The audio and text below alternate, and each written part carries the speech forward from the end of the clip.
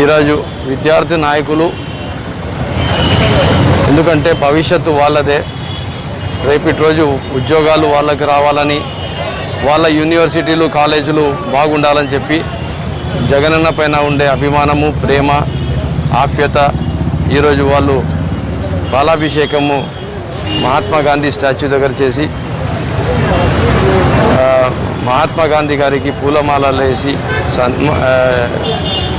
ఆయన అడుగుజాడల్లో మా జగనన్న నడుస్తున్నాడని చెప్పి మాకు ఒక స్ఫూర్తినిచ్చినాడు, ధైర్యంని ఇచ్చినాడు.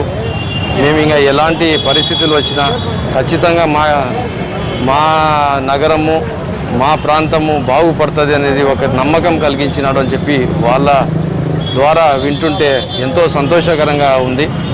జగనన్న ప్రతి జిల్లాకు బాగుండాలి, మన రాష్ట్రం బాగుండాలని చెప్పి రాబోయే తరాలు ఆయనకు గుర్తుపెట్టుకునే విధంగా ప్రతి అడుగులో మేమందరం ఆయనతో ఎప్పటికీ తోడుగా ఉంటాము. చాలా సంతోషకరంగా ఉంది. ఈరోజు ప్రజల్లో ఒక పండుగ వాతావరణం ఉంది.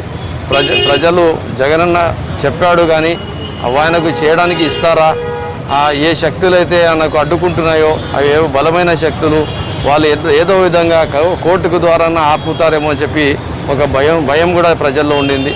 కానీ గవర్నర్ గారు ఆమోదం చేసిన తర్వాత ప్రజల్లో ఒకేసారి ఆయన పైన ఇంకా గౌరవము, ప్రేమ ఇంకా ఎక్కువ పెరిగిపోవడము, అలాగే ఖచ్చితంగా న్యాయం జరుగుతుంది కర్నూలు నగరానికి. కర్నూలు నగరం ఒక మహానగరంగా మారుతుంది అని చెప్పి ఎంతోమంది విద్యావంతులు, ఇంటెలెక్చువల్స్, సీనియర్ సిటిజన్స్ వాళ్ళందరూ ఫోన్లు చేసి ఇవన్నీ మాకు చెప్తుంటే చాలా సంతోషకరంగా ఈరోజు ఫీల్ అవుతున్నాం.